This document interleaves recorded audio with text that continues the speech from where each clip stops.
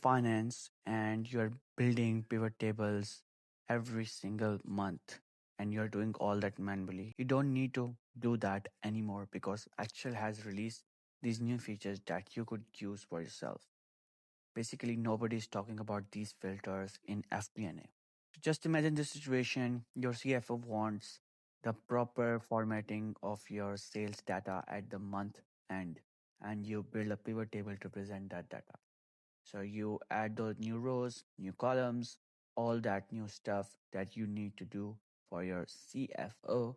But what happened at the end? You click on refresh and it all breaks. And that thing, which is pivot table, cannot actually integrate into your financial model. So that's the main issue that you have.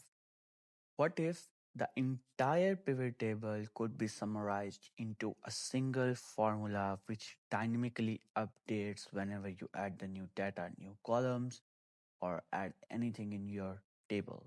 How does that sound? That's what exactly pivot by and group by does for you.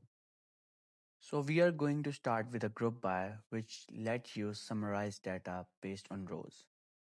Like you want revenue per region, per department, per product, or you want gross profit based on summary grouping or anything based on summarized, you can get it by group by.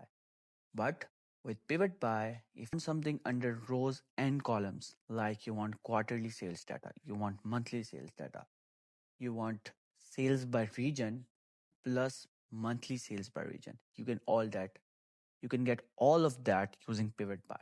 So let's start with group by. So right here on screen, you can see we have this sales data which include transaction ID, date, month, quarter, region. So this is all the sales data that a normal company would have. So you can now use this data to actually build something group by and pivot by function use. So let's go towards the group by examples. So I have built something before. So let me just remove it and I will do these three examples and the other two will be done by you. Just a heads up for you, this Excel template is available under the description which you can click and practice by yourself. So let's move over.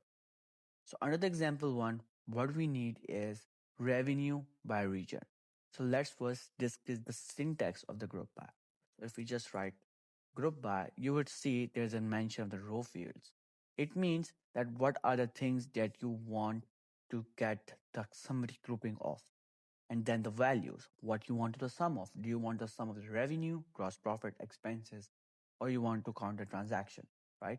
So you can just select the column specifically for that. And at the end, you have to select the function. This function, it could be sum, it could be count, it could be average. There's a dozen of functions which are available which you can use. So let's start. So row fields, we want region by revenue. So I'm gonna just go back to the raw data and we will select region,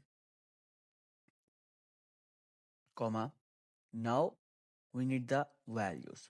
So I would select revenue and then our function would be sum. So you can see we have the data. We have region by revenue. We can get everything like that. So let's move towards the other example, which is revenue by product category. So it's much easier than you think.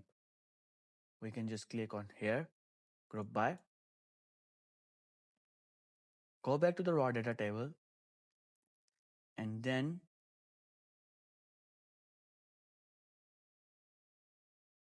let's move towards the product category,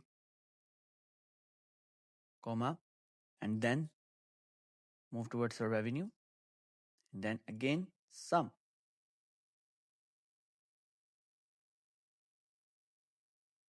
There you go. You got the data.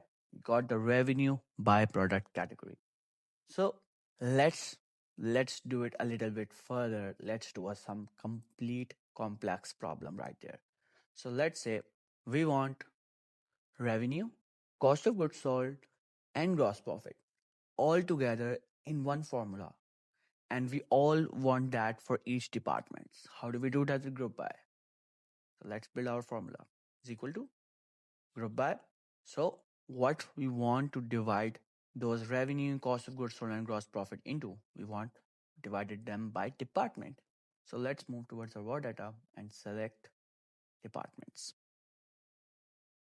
There we go. These are the departments. Now what we need is revenue, right? So let's select revenue, but also have to create this opening parenthesis to show that we want to select revenue till gross profit. So you would know that it's counting revenue, cost of goods sold, and gross profit. So just go up and select right here. So instead of that, you just have to remove it and write gross profit like this, and then comma. Also make sure to close the parenthesis. Now you can see it's selected revenue, cost of goods sold, and gross profit. And comma, select sum, tab, bracket close. So there you go. We got revenue, we got cost of goods sold, we got gross profit. All that, which is divided by departments. Isn't it great? So this is for you. Example 4, example 5 is for you. You can, if you don't know how to do that, there's a formula right up there which you can understand and use. So you have seen group by far now. If you want anything for based on summary grouping, based on region, departments, across stores, you can use exactly group by. But the issue arises, what if you want regions, cost per region per month for all 12 months? Or you need cost per department for each quarter. How do you do that? Well, for that, we will use pivot by. So you can actually divide the data based on rows and columns simultaneously at the same time. Isn't that great? So in pivot by, you can actually do that. So let's move towards the screen. So this is pivot by, and let's move towards its syntax first so you would understand how it's been building. So is equal to pivot by. So we have row fields which we will give the formula to divide the actual values into, and we have column fields which we want if we want the data from yearly basis, monthly basis, weekly basis, quarterly basis, whatever you want, and then the values and then the function. So there's just one additional thing in this formula which you can add and further understand this much better. Okay, so let's see what we want in this case. We want revenue per region per quarter. So first we will go back towards our raw data and select our region because we want revenue per region, and then we want it by quarter. So we have to find the quarters, select all the quarters that we have, and then we want to select the revenue which we want to sum. Click on sum, tab, there you go. So you have revenue by region, by quarter, and we also have this total column. So what if you want to get rid of this total column? How do we do that? So go back here and you will see it's asking the file have adders. You can just disregard this. Total lab, regard this. So if you want sort order by descending or ascending under this name, so if you want it by ascending, you can just press 1. If you want it by descending, press -1. Right? So let's try 1 and see how it does it react. It's already sorted by 1, so let's do -1. You can see its sort order is now negative. So let's move towards the example 2 to calculate product category based on months. So is equal to pivot by. So select the raw fields. The raw fields would be product category and our months, comma, and then we will select the monthly range, comma, and what are the values? We have revenue, and then comma, what we need to do, we want to do sum. There we go. So we have product category based on months, and we also have the total column to calculate if we are doing it perfectly. So the next thing is we want to calculate the transaction count per department per quarter. So let's see how do we do that. So let's do pivot by. So go back to the raw data, go towards the departments,